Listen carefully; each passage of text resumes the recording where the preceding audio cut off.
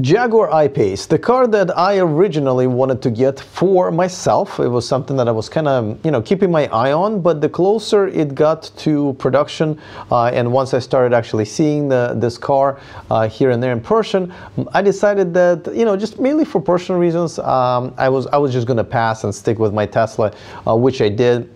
It's a beautiful car. I think it's one of the most beautiful SUVs I've ever seen.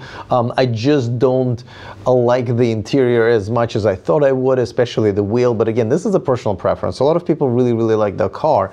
But I'm here to kind of defend something that I see a lot of reviews now of people who've driven the I-Pace. The complaint that they have, how inefficient the battery is.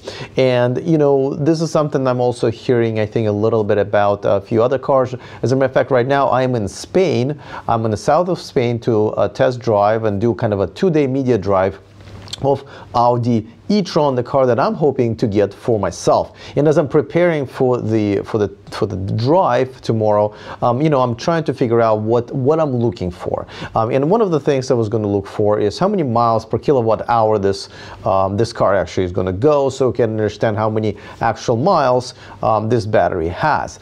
Now, going back to a Jaguar I-Pace, a lot of people are saying, well, this has one of the most inefficient batteries out there because, it's so many kilowatts hour, but it's only getting so many miles on one charge. Now, I'm realizing that I don't give a crap about that at all. As a matter of fact, most people will not. I understand as far as just being a kind of a tech geek and just being into this tech and electric car stuff, as far as the technology is concerned, I understand that's interesting to see who does things better, which is obviously Tesla right now, especially with their Model 3 technology. But as far as the consumer is concerned, what I mainly want to know is how many miles my car is going to go, right? Now, yes, granted that depending on how wasteful the battery is and how many kilowatt hours it needs to get from a charge, you will spend a little bit more money. But that hasn't really been settled yet. As far as long distance charging, the Electrify America in North America and Ionity in Europe and many other fast charging networks that are coming up will be charging you per minute. So it doesn't really matter how many kilowatt hour your battery really is, it's how fast it can take a charge, right? So in case of e-tron and upcoming Taycan, it's really good. E-tron has 150 kilowatt top rate, and the Taycan has up to 350 kilowatts. But even then, we're still talking about, well, that's a top rate, but what is the average rate throughout the whole charge that you need to have, which is, most people start with about 10 or 20% and they try to go to about 80%, right? So that is really the number that people are concerned about, but by the end of the day, they will still have to pay per minute, and so the higher charge rate your car can take, the better off you are really financially. But even if we're just talking about, home charging, where it doesn't matter how much money you spend per kilowatt hour, the difference is still too tiny. It's between 10 and 20%. So even if you go all the way to like maybe $70 or $80 per month of your electric bill, we're talking about $15, $20 a month difference. It's really not that big on a grand scheme of things when you are buying an $80,000, $90,000, $100,000 car.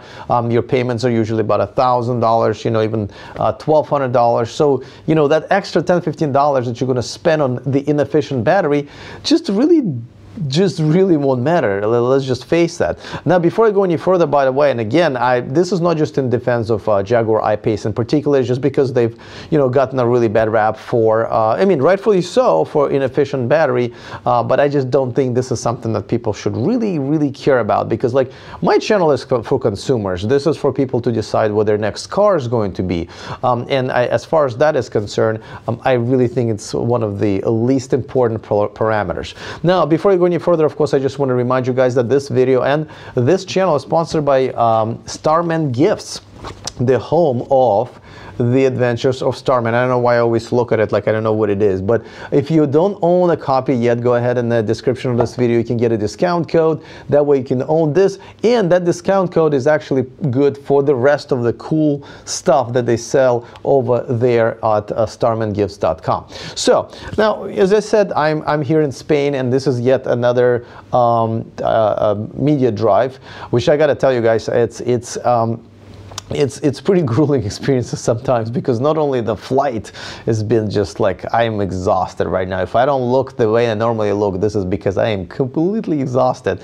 I think that the last 2.5 hours that I spent on a plane, a baby was kicking my chair for like literally 2 hours, and then a little fight broke out on the flight that I was like, oh my God, what is going on? So anyway, so I'm just saying this media drives are actually sometimes a little bit tougher, and sometimes I actually forget some of the things that I need to find out, or things that I need to do as part of the test drive. That's why I was kind of preparing myself right now after the dinner with other media and journalists, and you know, I just decided to make this video because I realized, like, do I really care how, like, for example, their battery, I believe, is a 95 kilowatt hour battery. I'm talking about e-tron right now, but they're only really using 84 kilowatt hour capacity. You know, there are different reasons for that, and I think they might not even actually telling us all the reasons, but obviously it's so you can charge the full 84 kilowatt hour battery and still has that extra where the battery doesn't get, the battery degradation is not as bad, because you're technically not charging it, not technically, you're just not charging it all the way to 100%. But there are other benefits as well. So what I'm saying is that what my concern is going to be tomorrow is to see how many miles it will go as I'm driving it realistically, just like I just did, you know, Kia Niro EV drive. You know, we kind of pushed it, and it came up that we realized the Kia Niro EV had, I think, and we believe, the bigger, longer real-life range that EPA has. I think the same cases with Tesla Model 3. Though they had other reasons for that, to ask EPA maybe to be a little bit more conservative. So same thing here. I'm going to see how many miles, I believe, of realistic range this car can actually drive on one charge, and then it's going to be up to everybody else to figure out, okay, am I paying per minute? Am I paying per kilowatt hour? How much I'm paying for kilowatt hour, if that's the case, and so forth and so forth. And then that's the math you're going to do. Though, just like I said, I don't think either way you do that math, it won't come up for a significant difference. If, you know, this 90 kilowatt battery was twice as inefficient as you know, everyone else's, then yes, we have an issue, and then you kind of have to build into your calculations. But when we're talking $10–15 a month, I don't think it really matters that much. So I think I just, you know, I don't know why people are, you know, and feel free to let me know in the comment section. I know you guys are not shy, but let me know in the comment section why you guys think, if you still do, that the efficiency of the battery really matters that much, because, you know, when it comes down to, don't you really care about the range? So I'm looking forward to your comments. Other than that, see you guys next time, and remember to stay charged.